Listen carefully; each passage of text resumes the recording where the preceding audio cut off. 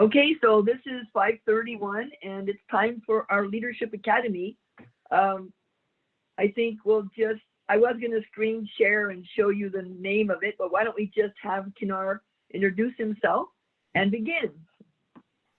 And let me note that the session is being recorded, and if you do not want your picture on, stop your video. All right. Thank you, Kimberly. I'm very excited to be here. And the first thing I wanted to do before we began, I generally kind of do this, is I'm looking at the number of participants. If you can have everybody maybe take just 5 seconds to introduce themselves, I think that'll be good. I'm just trying to see if it's logistically possible. I'm trying to just get a sense of it. So Kimberly or John, would you be able to help me do that, or should I just have everybody introduce themselves? Yeah. Why don't we start from, yeah, happy to do that. So 5 seconds, just say who you are. All right, so let me facilitate that. So how about Susan, can you go first? And not unmute.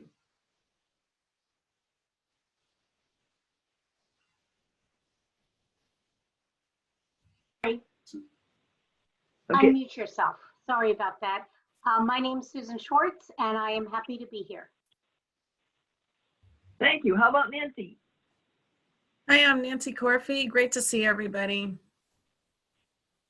Thanks.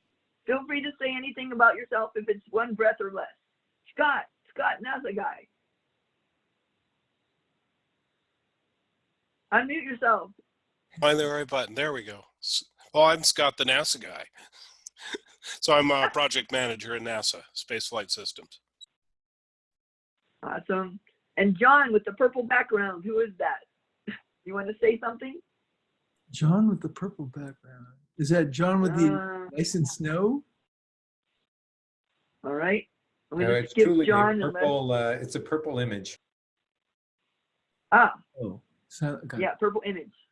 Okay, well, let's go to Tracy. He already had his moment in the sun, but say something else, Tracy.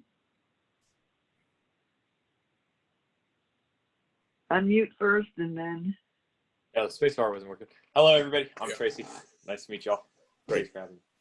Kimberly, I think you have the power to unmute people. So if you. Okay, but when I did that, Rob got upset with me because I unmuted him. So now I'm freaking out.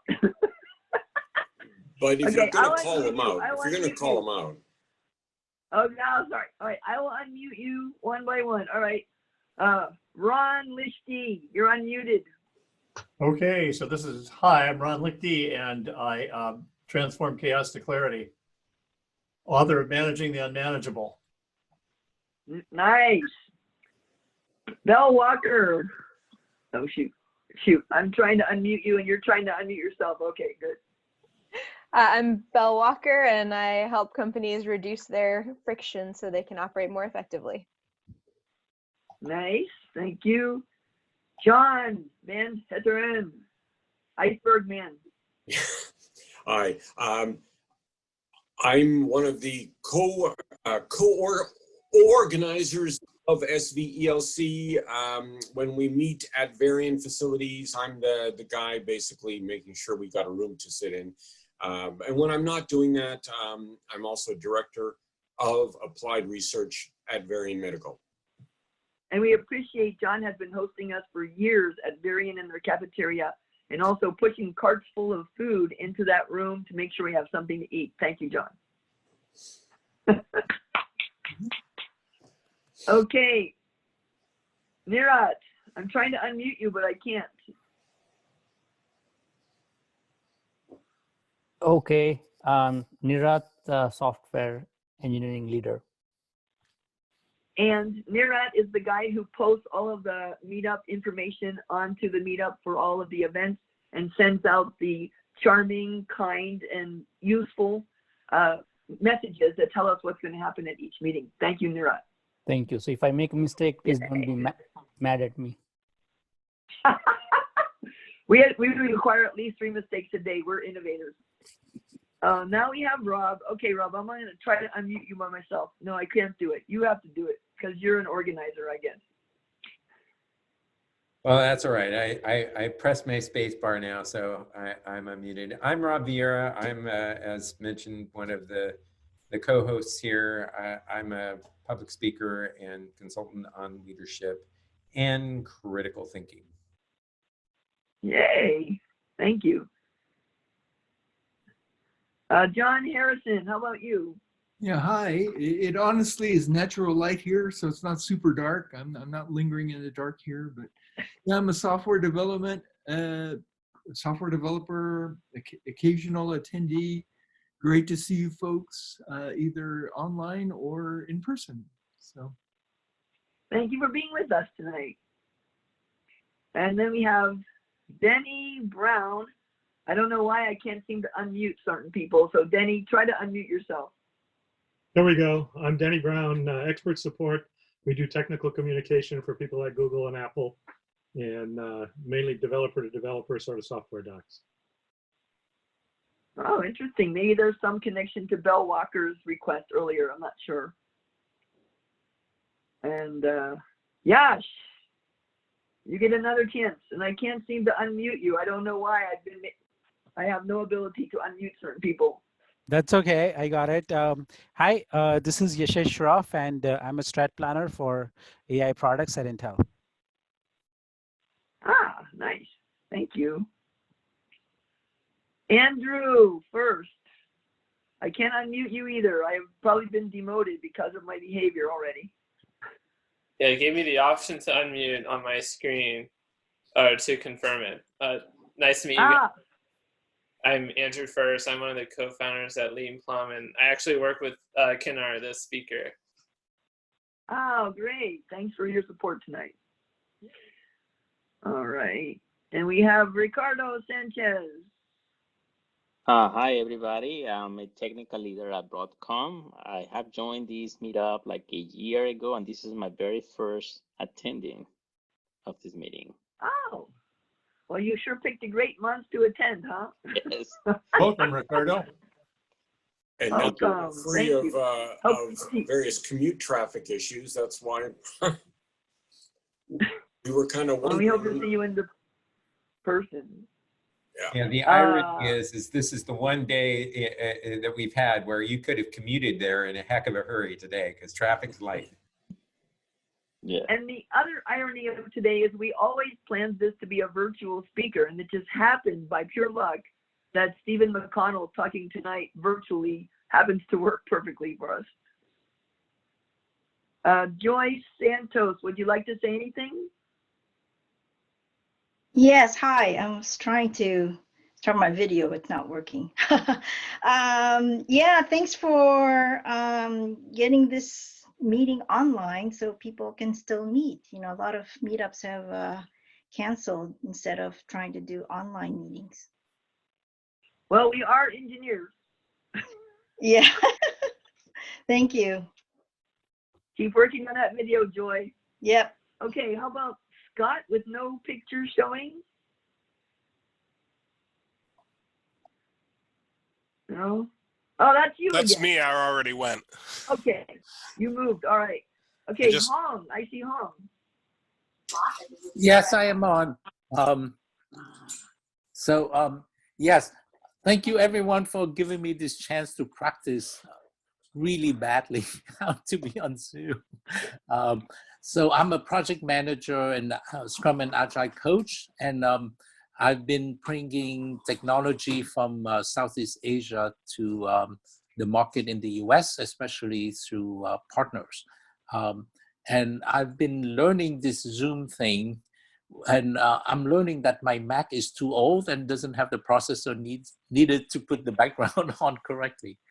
Sorry about that. Sorry about the distraction. Thank you, Hong. I thought it was And just me. Hawkins.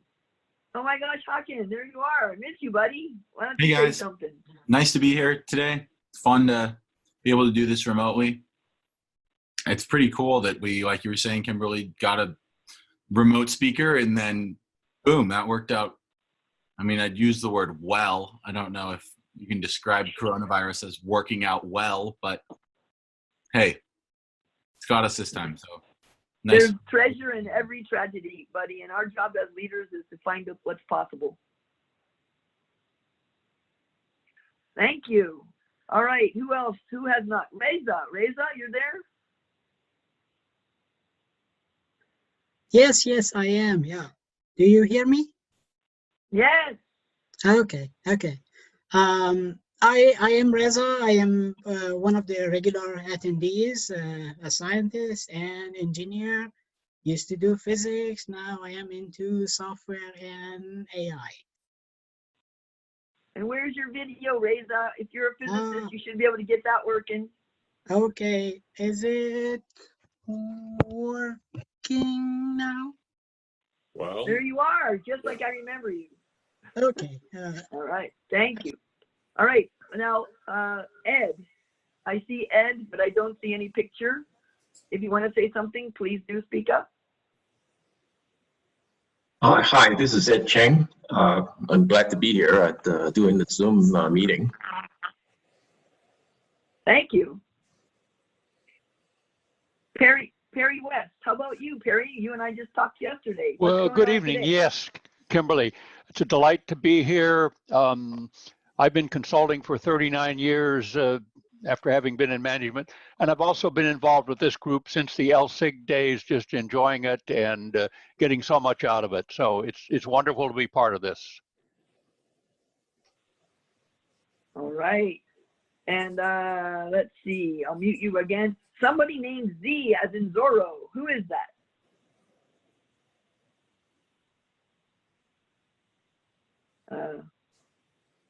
The mysterious Z has not responded, so I will go on to the mysterious MH. MH, whoever that is. Okay. MH, go ahead.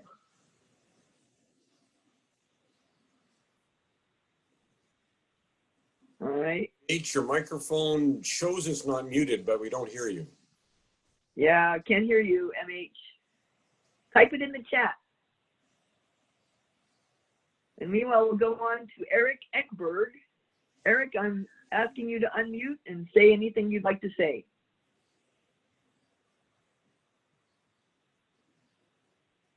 All right. All right. And then Ping. How about Ping?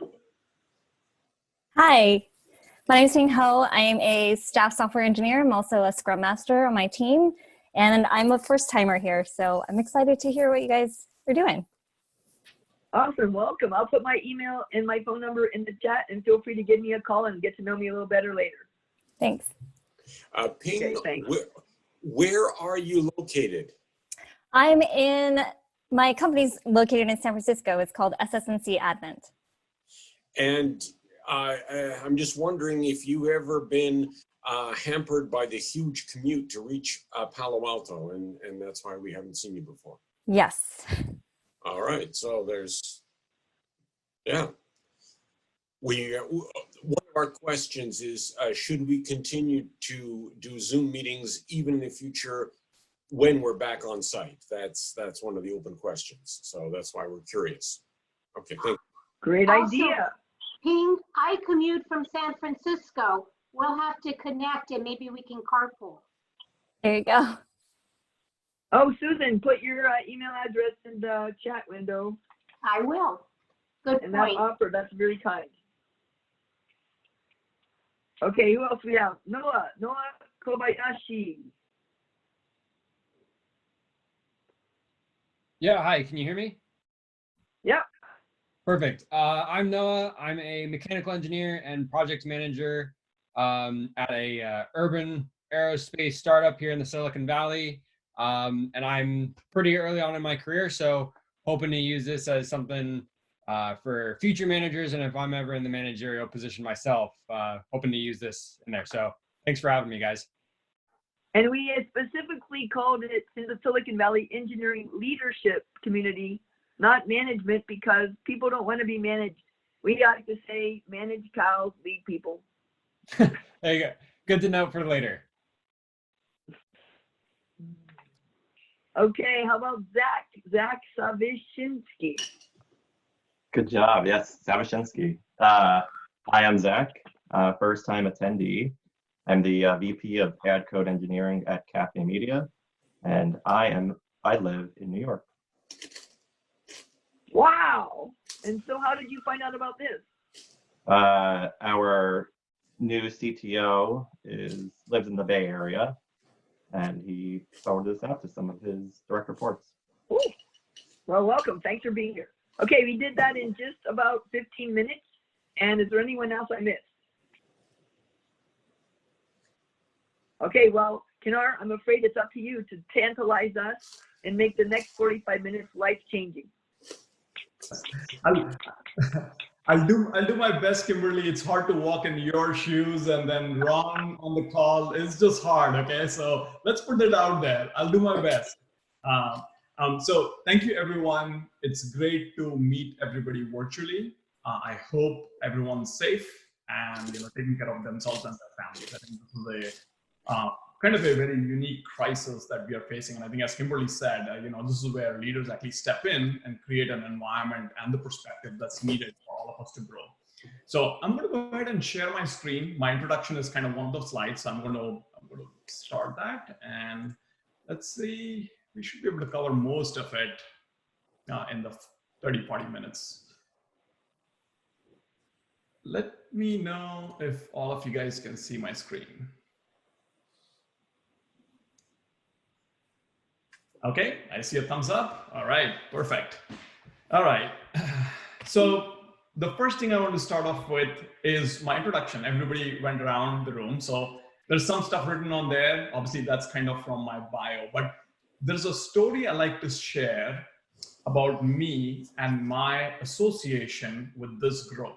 And I believe when I was hearing the introduction, it was Perry who said that this group was called SVELC before. And it's surprising. I've gotten to know Kimberly and Ron and everybody on the team for a long, long time. I remember the first time I came into this group was in 2010. One of my managers was like kicking me on the behind saying, you got to go to this meetup. And just the way it turned out to be, when I attended the meetup the very first time, I was actually in transition.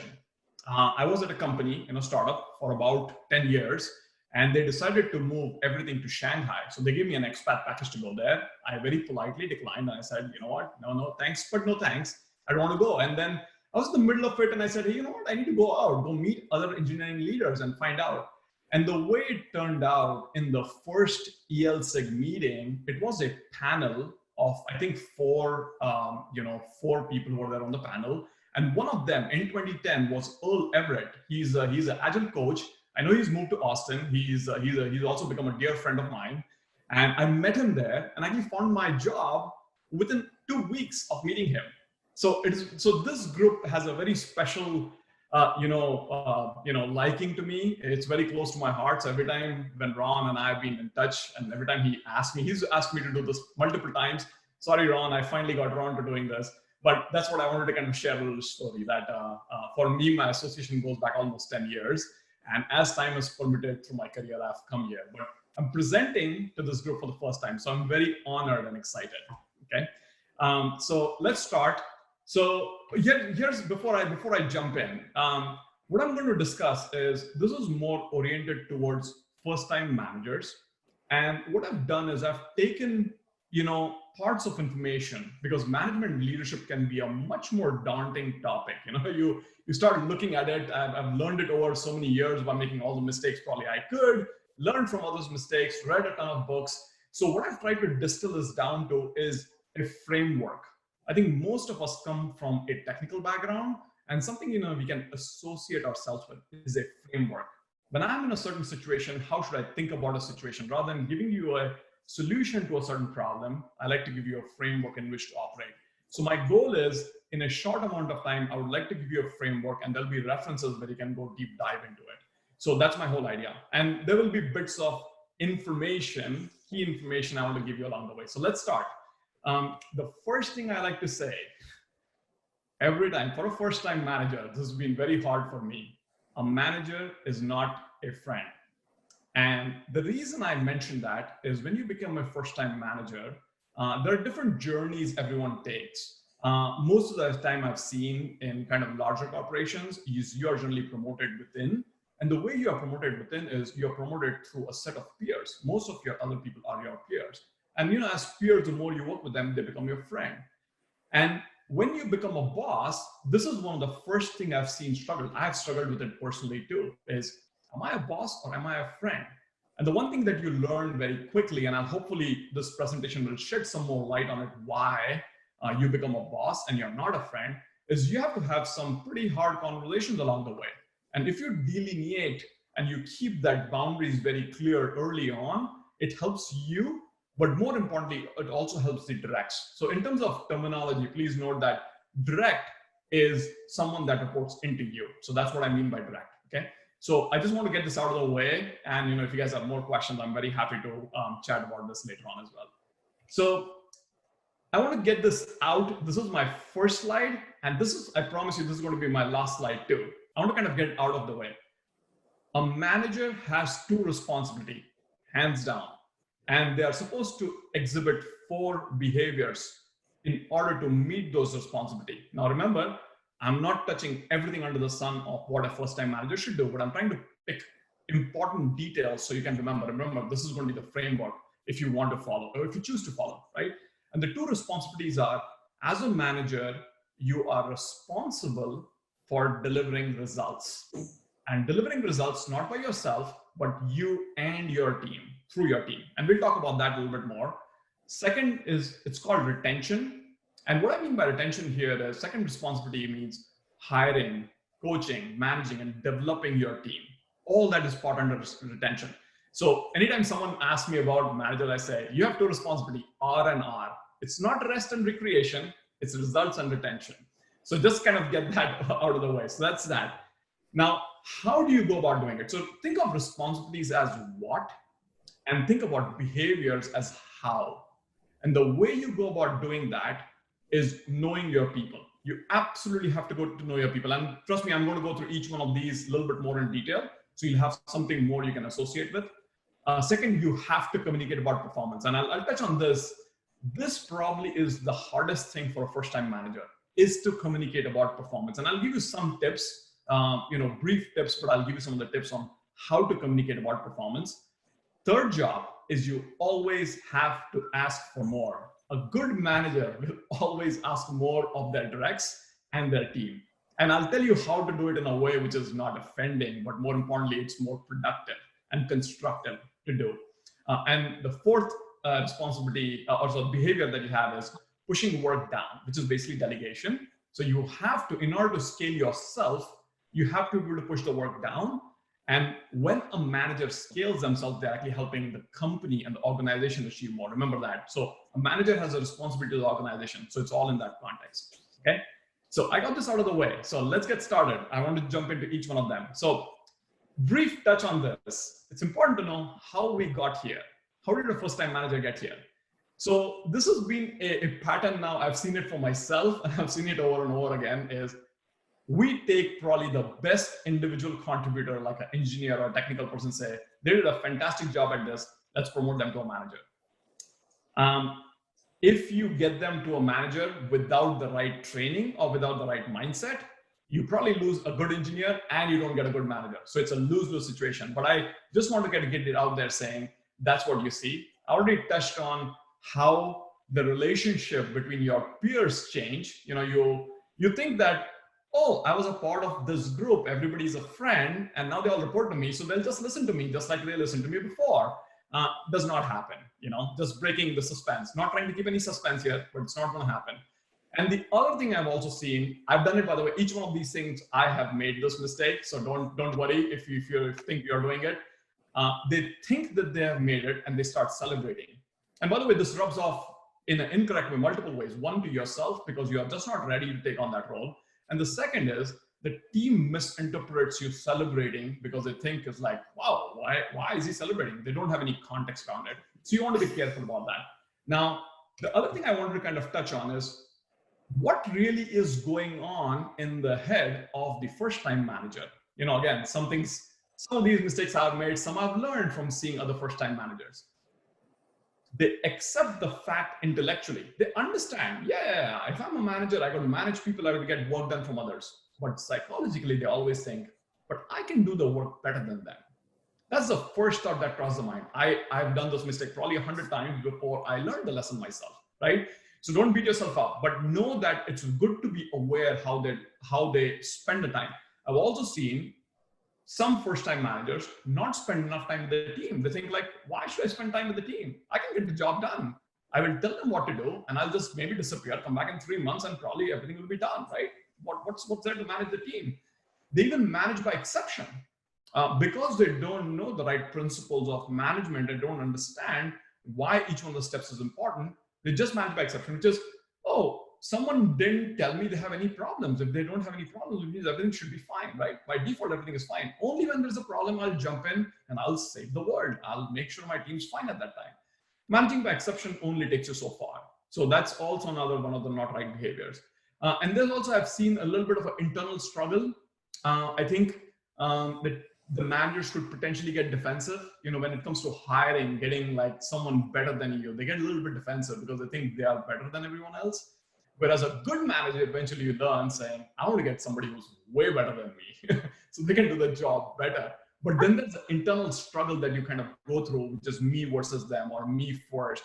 And you have to learn to kind of, ease yourself out of the picture so the team can deliver. But again, these are some of the things I want to kind of get out there are the realities I've seen with the first-time manager. So now let's jump into our 2 responsibilities and the 4 behaviors. This is where I would prefer to spend most amount of time, just keeping a check on time here. So the first responsibility is delivering on results. So as you can see here, I kind of put down there, the role of the manager is to achieve the results the organization expects of them, not what the team expects, but organization is generally your manager will tell you that. So it's very important to kind of keep that oriented, and the team they manage. So there's kind of a model on the right I've drawn here just to kind of get a couple of points across. When you grow in seniority, and I try to create a level which is at the bottom level is an individual contributor, then you have a manager, like a middle line manager, first time manager, and then you have executives. And then you can see the model where the amount of delegation you do versus the ambiguity you have to deal with. So, and the reason I drew this chart was many times I've gotten this question from first-time managers is like, I don't have enough details. I need all the details to be able to make a certain decision. And you learn as you grow as a first-time manager, and the more you grow in your role eventually as an executive, is you have to learn to live in ambiguity. Sometimes you don't have all the information. So how do you work on it? So this chart kind of depicts that when you are working in a management role, start to get a little bit comfortable that you may not have all the information to begin with. But slowly as you go along, asking the right questions, you can start getting into the details. So remember that managers have to delegate because the individual contributor who are writing code or doing some actual work would have to have all the information. But then as you grow senior in your management cycle, you have to start learning to be more, learning to be more in abstract. So then what does results mean? And by the way, there's also, I don't necessarily think I need to go into more details, but results are outcomes. They're not output. So just to give you an idea, I wrote a piece of code, I built this feature. That is an output. But what's an outcome is what is the value you created for the customer. So you have to kind of orient yourself saying, am I delivering results which get value? So as a manager, you got to start orienting yourself in terms of value that you create. Now, I did touch on this very clearly is getting results is also getting results through others. So I've underlined that a little bit to kind of emphasize the point. And when we get into the behaviors, I'll talk about how to do that. But here, please note that as a manager, your responsibility is to get work done through others. There's only so much impact you can have. As a manager, you have a pretty big influence, a direct influence over your team. And you need to make sure you can kind of amplify the productivity of your team. So you have to get results through others. That's another point I want to kind of get across. Is when you talk about results, you're talking about yourself and the team. So it's a combination of that. And the way to kind of get this done is how do you define clear role and clear results that every person on the team should be delivering on. So one of the aspects you'll go into, not in this presentation, but I've referenced a book, I think it's Ron's book, Managing the Mantle. I think he's gone into a lot of detail about defining the skills people have versus, talking about, how do you define results for others? But one of the critical jobs as a first-time manager you got to do is identify all the team members on your team, define their roles clearly, and define the results for your directs. And when you can do that, the tying in back to the overall results becomes that much more easier. And remember, a good result is the one that can be measured. Okay, so I think if you can't measure it, I don't know if you are actually going to be hitting it. So you want to make sure you are able to measure it. Okay, all right. So moving on, this is responsibility number one. Let's get into the second one. I would say when I talk about retention, most people have heard and know about hiring. We got to hire the best talent. Oh, I know I've got to retain my people. I think this, at least the general concept is kind of understood.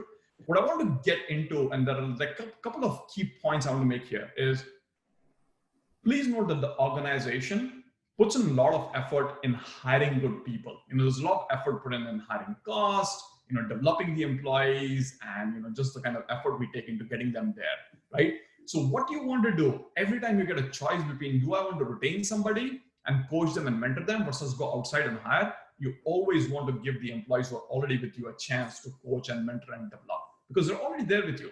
They've spent time, they know your product, they actually have cultural context of your company. So you always want to invest in them to be able to grow them. And by the way, that's a win-win situation that you always want to, be always looking out for win-win situations. So that's number one. The second point I've seen first-time managers kind of do, it's kind of one of the mistakes, is when I talk about results first, and especially if you're coming from an individual contributor background, you always think about results are first, but too often it ends up to be the only thing you're orienting towards. You don't take care of your people. I have done that mistake. I've lost some really good people because I did not manage them well, right? So you don't want to make sure when I talk about responsibility, which is results and retention, it is both. It's not results only or retention only. I think you've heard the stuff is results only manager they are called as the guy with a whip who doesn't care about people, and retention only people are, oh, they like to please people only, but they don't care about results. You want to get both together. And I can probably give you some tips on how to do that. That's a fine balance. But this is what goes back into my very first slide is that's why you are a boss, you're not a friend. You got to orient yourself. If you're a friend, you become retention only. But if you're a boss, you want to find the right balance, right? And the other tips I think we all know. Teams deliver, individuals don't. So you got to see them as a holistic unit too. You got to manage every single person, but please note the cumulative effort also has a huge value to the organization. You just can't say two people. Yeah, Kimberly, you have a question? Yeah, you said teams deliver, individuals don't, but your slide says the opposite. Oh, sorry. I meant to say individuals. Sorry, I meant to say individuals deliver. So basically the point here is you have to look out for individual performances, but the cumulative from the team is what actually makes a value to the company, right? So I think here in this context, I used it saying, take care of the individuals, but the total value will be delivered by team. So I use it in two different ways sometimes, but thank you for pointing that out. Okay, and the last thing I want to kind of say here is, I think we all know that people or the team members leave managers, they don't leave companies. So if you want to improve your retention, you absolutely have to make sure that you're taking care of your people. All right.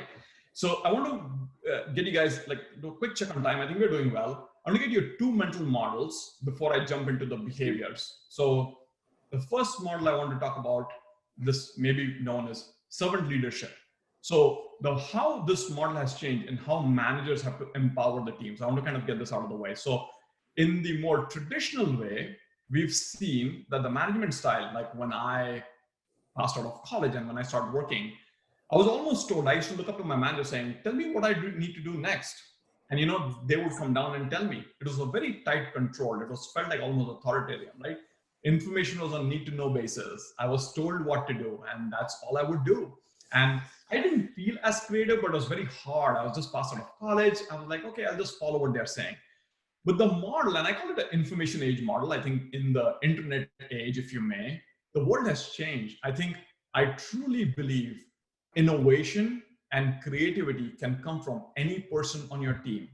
And again, you need to create an environment where a manager actually supports everyone, empowers everyone to be able to be creative. So the theory why here is everyone should have access to the information, again, within reason.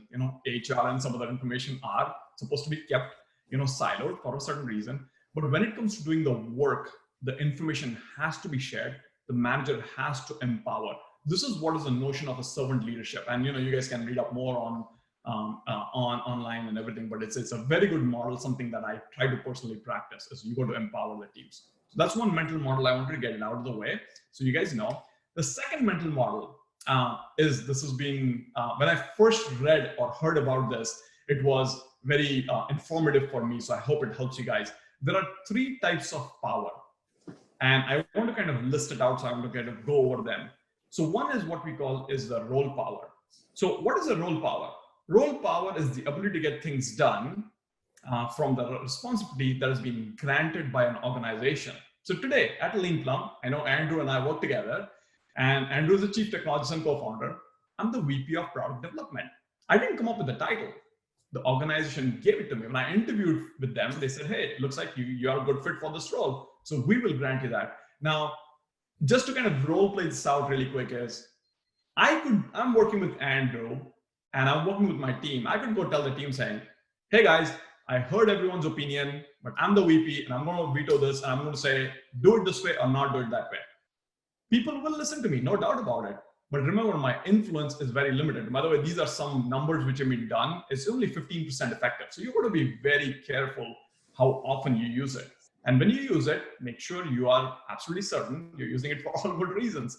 So I just want to get that out, saying it is effective, but if you overuse it, it is to the detriment of the team. The second power is expertise power.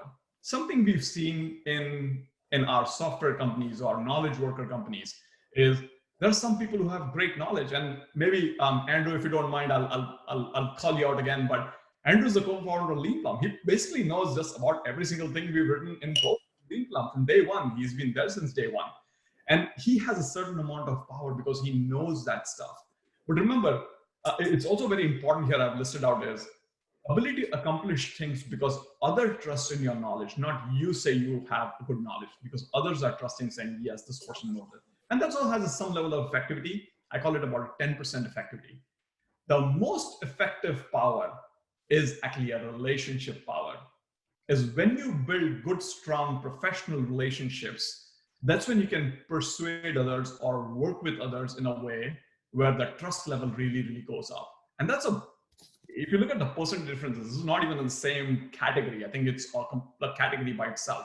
So what I wanted to kind of call out is what you're trying to orient towards is building great relationships if you're a first-time manager with your directs. So that way you can be more effective in managing and working with them so you can deliver results for the organization. So now, Tom Delora raised a hand. I saw that.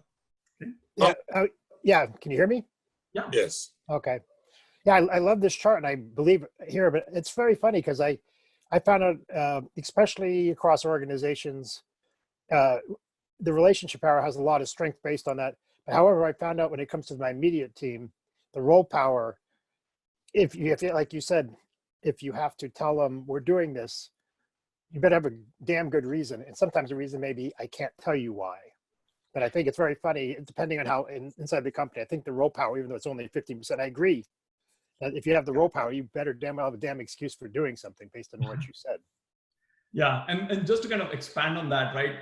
The models that I'm also learning is there's some amount of influence you have on your direct team, but then the larger team, or sometimes even the organization, the cultures that are built in, that also kind of play in, right? There are said and unsaid structures and processes that kind of play in. So this is where I would say that if you have to use role power within your team, make sure it's kind of limited. But then if you have to use it more often because either the company dictates or that's just the overall culture, then starts becoming detrimental to your team as well. You're right. That also becomes a topic by itself, right? It's a pretty interesting topic. Right. Yeah, you want, when people are doing things and you're saying no, you want to make sure that they feel like their opinion is considered, and even be honest with them and say, something's going on, I can't tell you why, trust me.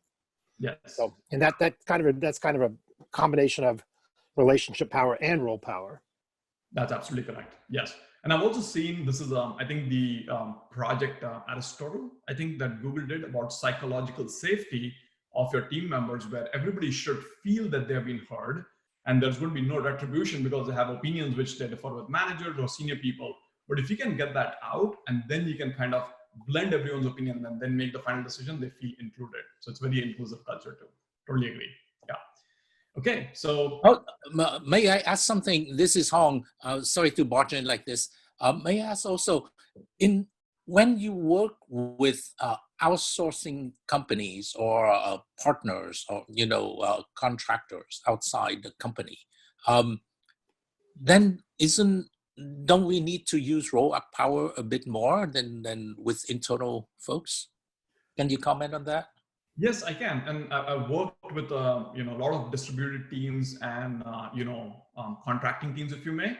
I think the difference I see is you absolutely can build relationship power with them, but where you are talking about is protection of IP or protection of certain resources they shouldn't have access to, and those are two different things in my mind, right? When you have a clear distribution of work, access to your certain code base or technology, then you can kind of work with them in a fashion as if they are your extended team. They're obviously helping you out over there.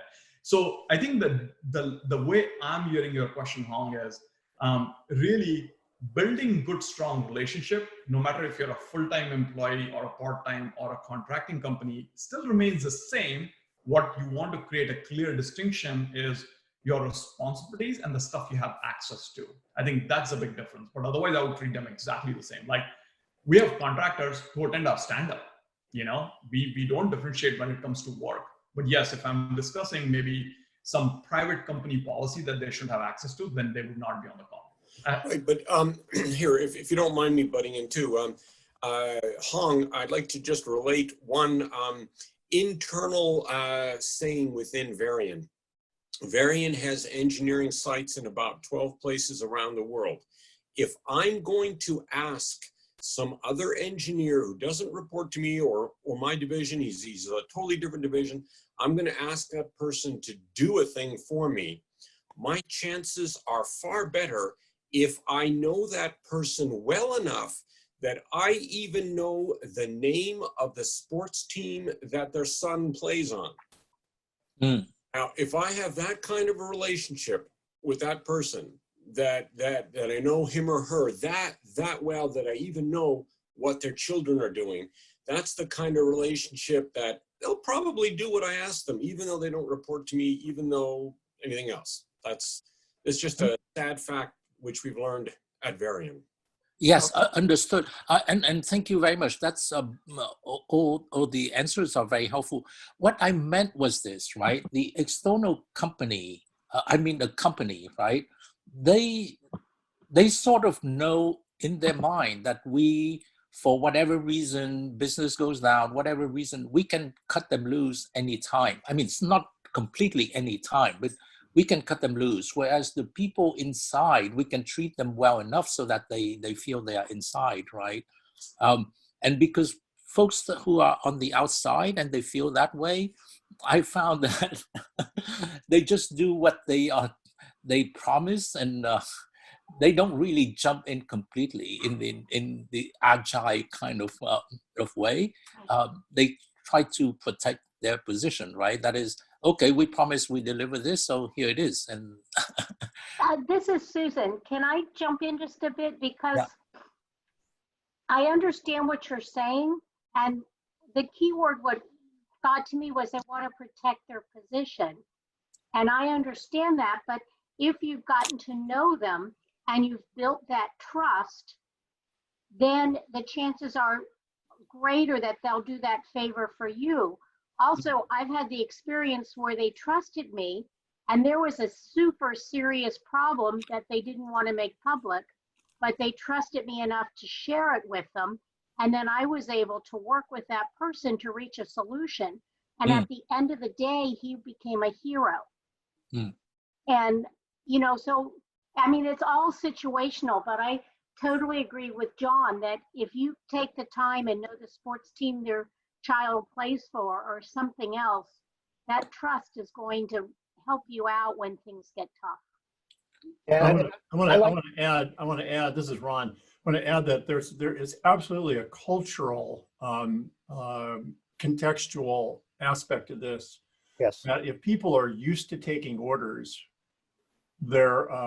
it's much more difficult to bring them into that agile teamwork kind of aspect of things.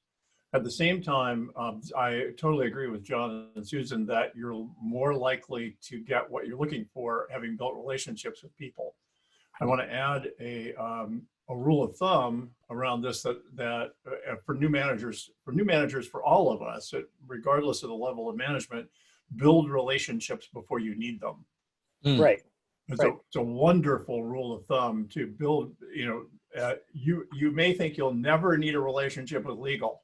Someday you're going to need a relationship with legal. You'll think, oh, I'm not going to need a relationship with HR. Yes, you will. Think about all of the possible relationships you could ever need and start building those relationships from day one, because at the point at which you need them, they're way harder to build. And then I want to throw in one more thing, which is this. I like this these percentages, but I'm going to observe that these are percentages, I think, for first level managers and maybe directors and maybe even VPs of engineering. But I have colleagues who are CIOs and who are the head of a technical business unit, who find that all they have to do is have a conversation in the hallway with somebody, and suddenly engineers are off building stuff about the conversation they just had with somebody. And it's again situational. As you rise in the organization, the things that the things that worked for you before stop working, and that power, that role power, suddenly becomes enormous when you become a CIO or you become head of a business unit. And it changes as you move up in the organization. So be aware of that as you move through your careers. And I would like to say, oh, sorry. I just want to add on one thing to what Ron said earlier, which is, as a manager, I found out that the relationships and building relationships with you, as one of the things that I basically tell people as a manager, I might not know the answer, but I know who to ask. And so that actually kind of adds expertise power. Kim, go ahead. I want to go back to what Ron said. I was a product development program manager for hardware, software, firmware development teams, and I had to put a sign on some of my critical engineers' office doors that said, "You, VP of Engineering, do not go in this room, because if you do, you will set our project back." How do I know? Because you just come in and inquire about some possible feature, and suddenly we're off track. It is so absolutely critical that you are really aware of your title clanks along behind you, and everything you say carries more weight. The role power of very senior people is just is surprisingly enormous. Yeah. Well, thank you for the wonderful conversation. I think this is good to get being interactive. This is as interactive as we can get virtually. So wonderful. Okay. So I'll move on to my next slide. So we got this now. We'll go into our 4 behaviors, and I'm looking at time, so I want to make sure I'm mindful of time here. So let's go. So behavior, get to know your people. Now, we just talked about relationship power. So what the knowing your people means, it's doing one-on-ones with your team members, with your directs. And the way, it's a little bit more prescriptive, if you may, from my standpoint. When first-time managers ask me, I absolutely tell them it has to be 30 minutes weekly, and that's one of the meetings that's non-negotiable. Like, you may get a severity 0 issue, but you're going to try and do your best to do that meeting. And let's talk a little bit about what does the one-on-one do, or why is it important. So the very first thing I tell my first-time managers is the one-on-one is for your directs, because you have to get to know them. So just to give you an idea, how do I start my one-on-ones? I'll go into my one-on-one and I'll go and say, "How are you doing?" Or I have a couple of one-liners just to break the ice and get started, but I generally don't get the mic. I give the mic to the director saying, "Tell me how's going it for you." Now, just note that if you're a first-time manager and you're working with your direct for the first time, you may have a slightly different conversation, because you want to get to know them. You want to get to know them if they like to talk about their spouse, or as I think we heard, if they want to talk about their kids or where they're going, let them talk about anything they want to talk about, because the meeting is to get to know them. And now it evolves. Early on, it could be, different things to get to know each other, but it could evolve as you go along. But remember, the one-on-one is for the direct. That's how it begins. And also what is important in the meeting is and by the way, this is another thumb rule I have is, I have all my phones generally, other than laptop if I'm taking notes, but everything is basically turned off. So I'm paying attention to them. Why? Because I'm showing I'm listening to them and I really care for them. Now this is, it's a little harder because again, it's back to what kind of a manager am I? Am I only looking at results or attention? So let's see, one-on-one, just get to know them. And the way I generally do, if it's a 30-minute meeting, I do longer one-on-ones too with senior folks. But if it's a 30-minute meeting, I generally try to keep it 10 minutes for the direct. Next 10 minutes is for me. And the last 10 minutes is talk about future items. Let me talk about each one of them a little bit more in detail.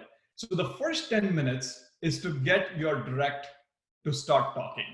How was your last week? Or what's on your mind? Why do you think something's bothering you? And they can talk about everything. If they like to talk, they can talk about personal stuff. If they like, they can talk about work-related stuff. It could be interpersonal stuff. It could be HR stuff. They can talk about anything they want. And I kind of orient in the first one-on-one that I do with a new direct is they have to know as a manager, I'm very likely going to talk about work. But just because I, as a manager, I'm going to talk about work does not mean that they have to talk about work. They can talk about anything else. So it helps a little bit more level set with them, especially if you're a first-time manager. You got to start getting comfortable with that, saying, hey, I may talk a little bit about work. I will also talk about what's going on in my personal life. Not that I'm like completely shielded, but note that's how I'm going to come. The last 10 minutes is very important. And I think for first-time managers, just being aware of it, it's important. How you act on it as you grow in your role as a manager, you'll know is talk about anything related to the future. And I'll give you a couple examples. One of the things I've heard constantly, and by the way, this is a mistake I've made too, is I've talked less about how to grow my team members into the next level, whatever is the next level maybe.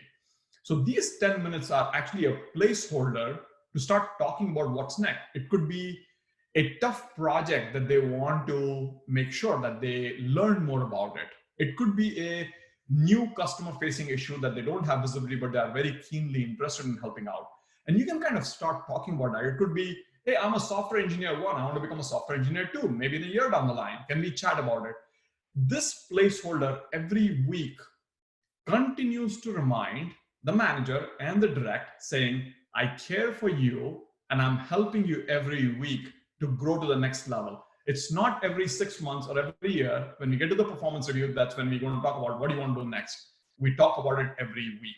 And then you'll find eventually as you go along, everybody has a very different mix, but it all starts blending in, Then they will talk about, within the first 10 minutes, they may talk about a good opportunity or a good project they may want to work on, rather than talking the last 10 minutes, and it all starts blending in. But just remember the big part, and I'll give you even some percentages on how effective each one of the behaviors are. This is probably the most effective thing if you can do. As a manager, if you want to work on the first behavior, I strongly recommend to get started with the one-on-ones. Weekly, 30 minutes one-on-one, and this should be on your calendar. Okay? All right. So let's I just want to add on one thing with that. It's even more important when you're working with remote teams. If you have remote people, be on time and act and let them know you're paying attention. It's very important. And also, let me just mention that we only have about 6 more minutes. And it's not a hard stop because we have a little bit of buffer in there. And I will also say that some of the people I've worked with in the Silicon Valley said the last time they had a one-on-one with their manager was 6 months ago. Wow. Yeah, if I could just reinforce one thing that Kinnar's already said, which is if you have declared one-on-ones, you either have them or you don't have them. So if you have them on the calendar, then keep them, because the number one goal of one-on-ones is to show them that they matter. And if you keep rescheduling, then what you are doing is the exact opposite. You are demonstrating to them how many things are more important than they are. So if you put a one-on-one on the calendar, stuff's going to come up, and if you have good relationships, people will understand to a degree, but that better be rare. And they better feel you, turning over the tables and doing what you need to do to get it back on the calendar and live up to it. Otherwise, you've communicated exactly the opposite of what that goal is, and you are turning down communication rather than building it up. Yeah, completely agree to that. They only have so many strikes. You don't want to overuse your rescheduling it, but that's one of the reasons I kind of emphasize saying it's a non-negotiable meeting, because everybody then knows and trusts that the one-on-one is going to happen. Okay, and in the interest of time, I'm going to cover the second behavior more in depth, and then the other two, I'm going to maybe skim through it a little bit. But this is another big one, and I think I touched on it before, is communicate about performance. So behavior number 2 is about giving feedback. So let's talk about it a little bit. Feedback encourages effective future behavior. So I try to do probably my best impersonation on the side here, and I'll walk you through maybe a couple examples here. So let's take an example of your direct coming maybe late to meetings. And it's not just once or twice. Now you're starting to see it become a pattern, right? And what you want to do is, nobody can go change the past, which is what I was trying to draw here. A certain behavior that you would like to change is, hey, please be on time. Now I know that I cannot change the past. So what you want to do is give the feedback in such a way that the person is actually, gets the feedback in a positive note. You don't want to necessarily harp on saying, you're always late, I don't see you ever on time, and you're never going to get better. That's not a good feedback. What you want to give a feedback, and I've listed down some steps here, is you got to ask, and this is kind of, I've over the course of years, I've become a little bit more subtle, but something to the effect saying, hey, can I give you some feedback? And if the person is really busy, they're kind of tuned out, they will say, no, nah, not really. Happens rare, sometimes it happens. Then you stop, you don't give the feedback at that time. The primary reason being, the responsibility as a manager is that the behavior should be understood, and you want to change the behavior. If they're not ready to take it right now, don't give it at that time. But most of the times, about 90% or more, I've heard my director go and say, yes, please tell me. And when you tell them, you describe the behavior in detail, saying, hey, I've seen you for 3 meetings. You walked in, first meeting, you were a couple minutes late. Third meeting, you were like about 5 minutes late and whatnot. And then what is the impact of that? Then you go and say, hey, you are a first line manager. Your team's already there. You not showing up is not setting a good role model. And second, you already missed the agenda part of it. So you asked some questions which are already discussed in the first 5 minutes, and we had to re-repeat it just for you. It did not have enough effective use of time for everyone else. So you describe that. And then you say what the effective behavior should be. So going forward, I would like to be on time. So, that's kind of the step. Now, as you become a more seasoned manager, the steps become a little bit more invisible. They become a little bit more second nature to you. But for a first-time manager, I like to call it out that those are the steps you need to follow. You need to start to get better at it. And remember, the overall goal is to take a certain behavior, which may not be most ideal, but you want to implement it for the future for the right behaviors that you want. And the other thing we also do is, if there are certain behaviors someone's already exhibiting, nobody's stopping you from giving a positive feedback. You don't always have to give a negative feedback. You can give a positive feedback. Hey, this project was really hard. You went over and beyond without me asking. Wonderful job. I want you to keep doing more of this, right? So it supports your directs and your employees from saying, oh, my manager actually saw this. They really care. Again, it's back to, oh, they saw this, they care for it. They pat me on the back, and I should continue doing that. There are even times I can even go and say where a positive feedback has have even more effect on motivation and retention than sometimes money can. Again, it goes back to caring, showing that you are actually supporting them in that. Now, a couple of key things here is the tactical feedback. Again, I talked about being on time or not. I generally give tactical feedbacks right away. I don't even wait for my one-on-ones. I see somebody, I'll pull them aside. If it's a negative feedback, I like to give it in private, not in front of everyone. But if it's a positive feedback, I like to give it in a group setting, because I like a group to have that behavior saying, hey, you did a wonderful job, and everybody should hear that. But if it's a negative feedback, I like to give it in private. But again, the tactical feedbacks, I give it like right away, when I see it, generally within a day or so. But if it's more strategic, like if I've seen a pattern, somebody's actually, even after telling them, they're still not showing up on time, then I bring it up in my one-on-ones and I say, hey, now I've seen it happen more than 4 or 5 times. Can we please talk about this? And then it becomes an agenda for my one-on-one. So this is how it kind of tags back in there. And the last thing I'll say here is, for the feedbacks, I always encourage my first-time managers to start with positive feedback, because it's the easier thing to do.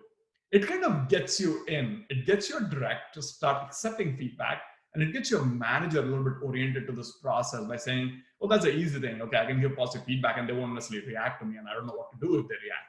So it kind of gets you in a little bit. So you start with positive and then you graduate to the negative feedback. So I know it's almost 6:30. So Kimberly, can I go maybe 5 minutes more further? Okay, perfect. So this is another topic I want to spend a little bit more time, and the other two behaviors I'm going to run through a little bit fast. So what is a behavior? That's another question I get asked quite a bit from first-time managers. So words you say, okay? How you say them. I'm going to try and do my best on the camera to act it out as well as I can. Facial expressions, body language, and work product. So let's say this. My manager come and asked me saying, Kinnar, this is a great project. I think you should do it. And let's assume I already have 5 projects on my plate. So this is another project getting added. And I could still say, yeah, I'm super excited. I want to do it. Or, yeah, right. I got to do one more project. Really? You see how the words could have a different impact on you. And you want to be very careful the words you say, because that is a behavior. Now, how you say them, and I kind of did that already, is you can go and say them is like, yeah, someone's not on time, or my manager tells me, hey, Kinnar, you got to be on time. I'm like, you're right. I was late only like twice. So what's the big deal? Or the other way to say it is, hey, thank you for the feedback. I see I was late. Did that have too many unintended consequences? How you say them matters. You got to choose your words right, and how you say them is very, very important. Facial expressions. Hey, take this 6th project on top of everything else. Sure, I'll take it. That's one way to say it. Or rolling your eyes like, yeah, right. One more project. Yeah, he only delegates. He doesn't do anything else, right? And you can't roll your eyes. That is a work product, okay? Remember, how you say it is very important. Your facial expression is a part of your behavior. Body language. You're sitting uptight and you're saying, yes, I do agree with you, or I disagree with you, and let's talk about it, or something like this. Oh my God, there's another project now. I got to do that. Really? Is that what you're talking about now? So you got to make sure your body language is speaking the right way that you want to communicate. So body language is also part of your behavior. You got to be very careful about that. And the last thing, which I do believe that the work product is where the most of the focus is the quality of the work that you deliver. If you've been given a certain task, if you don't deliver in a quality way, that's a behavior too. So I just want to make sure, in the interest of time, I'm going to run fast, but note these and happy to chat more about this later. This is, so the next behavior number 3 is ask for more. It's about coaching. So I'm going to run through this really fast. I know we are a little bit out of time, and I'll tell you the reasons why I'm running through this fast. So coaching, a first-time manager has to be able to coach their employees because it encourages improved capability. Your directs actually start becoming better. You got to coach them to be better. Why?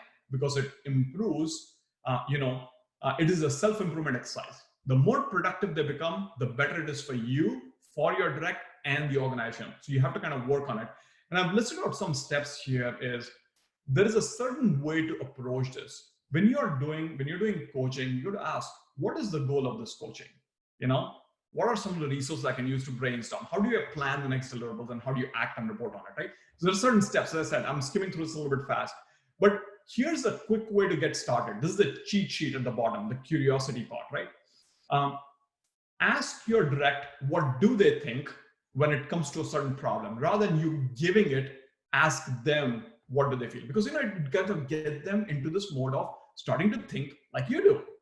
Don't come to me with problems, come to me with at least 2 to 3 solutions. So you're coming to the table with solutions. It helps both your direct and all. So this is another coaching exercise, both for your first-time manager and your direct. So I'll run through my last one. Push work down. This is probably even harder than coaching. I've seen the first-time managers, because remember again, they feel like they can do the job better than anyone else. They keep on taking work on themselves rather than giving anybody else work. So they do not delegate. And what does delegation do? It encourages increased productivity. Again, you want to be more productive as a team. So the way I do it, again, you might have now seen a pattern when giving feedback, and here it is. State your desire for help. And you basically pause to make sure they are ready to take on this work. Because if they don't take on the work, then there's no point in giving the work to them. And then the big job, I think we all know as managers and leaders, is explain the why. You don't have to tell them how, you have to tell them why this needs to be done. They need to have all the context for it. Ask for specific acceptance. So you have to tell them yes or no. Please tell me you feel comfortable taking this on. This is your skill set. Yes or no. Describe the task and then do the reporting. And if they decide, so here's the cheat sheet at the bottom of it now is one of the early things the first time manager can say, oh, that's a lot of work, pushing the work down. They don't really get the work done as good as I would have. And it's going to slow us down in the short term and all of that. Yes, all of those are true. But why are you doing this? A temporary drop in productivity will eventually increase the productivity. So you are focused on the future. Focus on the future. Yeah, Kimberly, go ahead. Sorry, do you have it? Okay. No, Sorry, we just have to wrap it up. People can have a bio break before we get started again. All right. So, couple of final thought. As a first-time manager, you are very worried about how you are perceived and who gets the credit. So one thing I want to get it out of the way, it took me a little while, is it's amazing what you can accomplish if you don't care who gets the credit. Okay, make this your mantra. Okay, because the better you make it, the faster you're going to be. Okay, you're going to be very productive. You're going to be very nice. And the last thing I want to show you guys quickly is this has actually been very well articulated, and there are a lot of people who figured this out. If you do one-on-ones, you can be 40% effective as a first-time manager. If you do communicate performance or feedback, you can be 30% more. So even if you do the first two, for the first-time manager, ask them to do one-on-ones and give feedback, that's 70% effectiveness as a first-time manager. The other two are there, but not as much. So to recap, this was my first slide, which I told you guys. Achieve your results. That's your responsibility one. Retain your people. And then behaviors, get to know your people, communicate performance, coaching, and delegation. And these are the two references I want to leave you guys with. So that's it. Thank you so much. Thank you. And will you share your PowerPoint with us? Yes, I will. Okay, and I will post it. All right. And I just want to thank you about the communication. Let everybody just do this with me. Stop sharing your screen a minute. Okay. Yeah. Okay. Now put your hands like this and place this on your chin. On your chin. Yeah, your chin is right here, people. Chin. Yeah. So what he said about communication, body language matters a lot more than the words we say. And by the way, if you're this kind of leader where you say one thing and you do another, nobody will listen to anything you say. All right, we're going to have a bio break. And thank you again, Kinnar, for what you did today. You're our first Leadership Academy gone fully virtual.